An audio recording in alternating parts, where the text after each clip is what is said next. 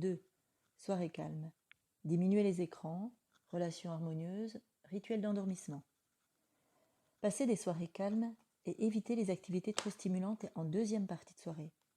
C'est le premier conseil détaillé de cette longue série, et c'est peut-être une des plus importantes pour les adultes TDAH. La qualité de la journée suivante dépend beaucoup du type de soirée qui l'a précédée. Donc c'est vers 18h que vous prenez des bonnes décisions pour le lendemain, comme d'arrêter le travail plus tôt et revenir à votre vie privée. Passez donc vos soirées de manière relativement calme, afin de baisser l'hyperactivité mentale générée dans la journée. Les nouveaux écrans de télévision géants et hyper réalistes diffusant des programmes de télévision modernes accentuent l'hyperactivité mentale avec des images trop lumineuses pour le soir et qui défilent trop vite, toutes les 3 secondes en moyenne. Diminuez les films et séries, des émissions violentes ou pessimistes dans les journaux télévisés. Optez pour un programme gai et calme si vous ne pouvez pas éviter la télévision, en arrêtant au moins 1 heure avant votre rituel d'endormissement. Évitez aussi les activités sur les autres écrans, ordinateur, tablette, smartphone, en deuxième partie de soirée. Recherche sur Internet d'une nouvelle solution miracle pour résoudre tous vos problèmes, réseaux sociaux, jeux. En effet, la lumière bleue des écrans, y compris télévision, bloque la mélatonine qui est l'hormone du sommeil, donc votre cerveau reçoit l'information qu'il n'est pas encore l'heure de dormir. De plus, l'activité stimulante sur les écrans ne prépare pas au sommeil. Il existe des filtres de lumière bleue pour les écrans ou des logiciels pour en diminuer l'impact négatif.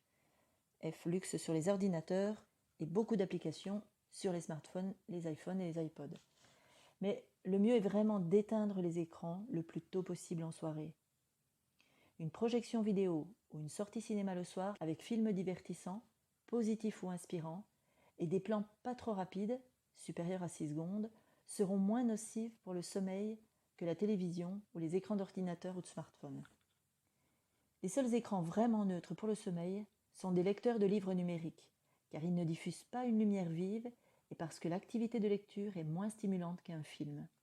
De même, il est bon de tamiser les éclairages de la maison en évitant certaines ampoules LED le soir qui diffusent une lumière bleue. Préférez les lampes de type halogène qui diffusent une lumière moins nocive pour les yeux et dont l'intensité de la lumière est facilement réglable. À basse consommation, bien sûr. Évitez les conflits relationnels et mettez en place un rituel bienveillant avec votre conjoint ou vos enfants, basé sur le positif de la journée et le pardon pour les petites altercations. Idem avec soi-même, ne pas ressasser les mauvais moments de la journée et ne pas penser au stress du lendemain. Sortir le soir jusqu'à 1 heure raisonnable est souvent moins hyperactif pour notre cerveau que de rester devant la télé ou son ordinateur.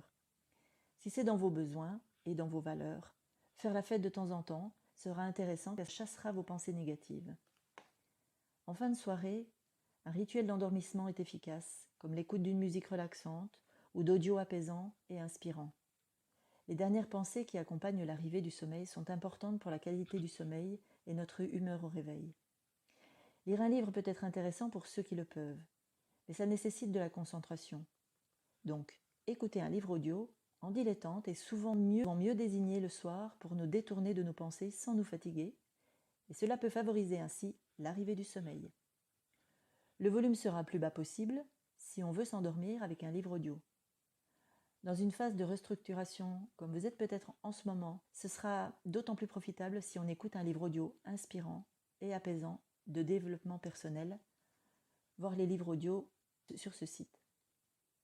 Si malgré tout l'endormissement se fait attendre, il est intéressant de se concentrer sur une image mentale apaisante, des bons moments de la journée qui viennent de se terminer, ou sur la respiration. Pour certains, le simple fait d'être allongé dans le noir génère de l'anxiété. Les plus expérimentés feront 10 minutes de respiration en cohérence cardiaque, une relaxation corporelle ou une méditation dans leur lit. Si le sommeil ne vient toujours pas, il est préférable de lire un livre, écouter un livre audio, ou même se relever pour marcher un moment, sans se stimuler avec un écran, et attendre le bâillement suivant, indiquant le début d'un nouveau cycle de sommeil, toutes les 90 minutes.